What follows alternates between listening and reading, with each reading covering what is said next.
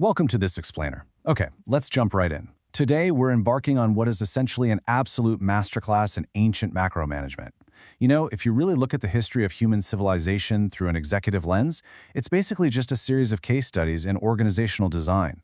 I mean, how do you scale a society? How do you maintain order, manage resources, and align thousands or even millions of people? Well, today, we're looking at the ancient Indian subcontinent to analyze two radically different approaches to that exact challenge.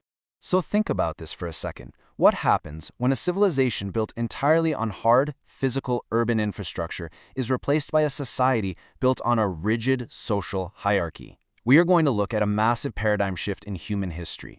We're directly comparing a society that engineered its physical environment to absolute perfection against a society that instead engineered its social structures. Here's our roadmap for today. We'll start by looking at two ancient governance paradigms. Then we'll dive into the masterful urban planning of the Indus Valley, followed by their trust-based economy.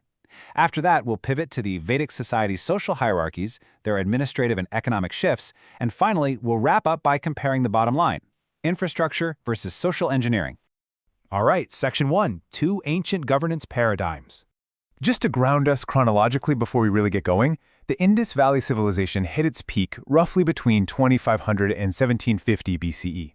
Fast forward a bit, and a completely different culture takes root, the Vedic period.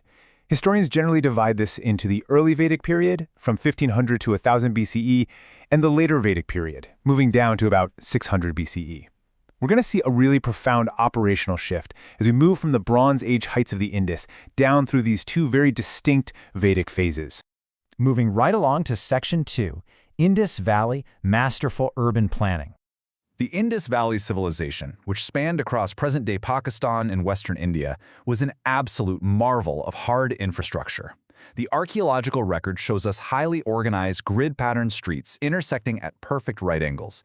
They had multi-story dwellings made of standardized baked bricks and incredibly advanced covered drainage systems. And what's absolutely crucial to understand here is that this immense physical order existed without the apparent presence of some coercive authoritarian ruler. I mean, we haven't found massive palaces or royal tombs. The system itself, the impeccable physical planning and those drainage grids, that managed the behavior and hygiene of the society. The infrastructure literally was the management. Section 3. The trust-based Indus economy. Now, the defining feature of this massive economy was trust. The Indus Valley actually operated a barter economy with zero coinage. None. Yet from coastal ports like Lothal, they maintained highly lucrative, expansive maritime trade networks reaching all the way to Mesopotamia. So how do you manage international trade without money? Well, you rely on a decentralized system of mutual trust supported by incredibly precise, standardized weights and measures. It was a high-trust, completely decentralized economic system that functioned seamlessly across a massive geographic footprint. Which brings us to Section 4, Vedic society, social hierarchies. And this brilliantly illustrates the ultimate paradigm shift. The Indus Valley relied on hard physical infrastructure, standardized brick drainage, grid streets, the whole shebang. But as the Vedic people settled the region, they deployed soft infrastructure. Rather than building uniform brick cities, they structured their society using the Varna system, which stratified society into distinct, rigid roles determined by birth. Neutrally speaking, from a pure organizational standpoint, this is a clear shift from physical engineering to social engineering. The rules of society were no longer built into the brickwork of the streets, they were built into the identity of the people themselves. Section 5. Vedic administrative and economic shifts. So how did governance evolve during this time? Well, in the early Vedic period, it was largely tribal and decentralized. They used assemblies, called the Sabha and Samiti, for collective decisions. But as society transitioned from pastoral tribes to settled, territorial agrarian states, leadership really had to scale. We see a clear institutional consolidation happening here. Power shifted away from the assemblies and directly into the hands of absolute monarchs, who legitimized their rule through these complex, incredibly grand rituals like the Rajsuya and Ashwamedha sacrifices. Centralized institutional authority completely replaced decentralized tribal consensus. And driving this political consolidation was a massive technological disruption. The Indus Valley thrived on Bronze Age maritime trade and international barter, but the later Vedic period unlocked a real game changer: iron.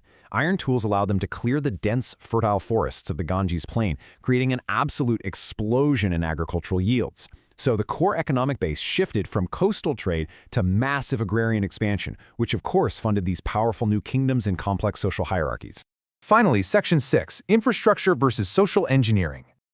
Let's look at the bottom line here, because the contrast in these models is stark. The Indus Valley utilized physical planning as its core organizing principle, ran a decentralized barter economy, and managed governance implicitly through systemic urban design. On the flip side, the Vedic society utilized social hierarchy as its organizing principle, ran an agrarian, iron-driven economy, and managed governance explicitly through powerful institutional monarchies. We're talking about two entirely different blueprints for running a complex civilization. There's a quote from the source material that just hits the nail on the head. It says, "One laid a physical foundation, the other laid an ideological one." And that is so true. The physical ruins of the Indus Valley still teach us about urban planning today, but their language is lost to us. Meanwhile, the physical cities of the early Vedic period were mostly made of wood and faded away centuries ago, but their ideological foundation, their language, and their social structures fundamentally shaped the cultural blueprint of the subcontinent for millennia. Which leaves us with this provocative final thought to ponder. When you're looking at long-term organizational design, whether you're talking about ancient history or modern institution building, which foundation actually leaves a more lasting legacy? Is it impeccable physical systems and infrastructure, or is it deeply ingrained, rigid social structures? It's a massive question, and honestly, it's one that leaders and managers are still grappling with today. Thank you so much for joining me on this deep dive. I hope it sparks some new ideas for you. Until next time, keep analyzing the systems around you.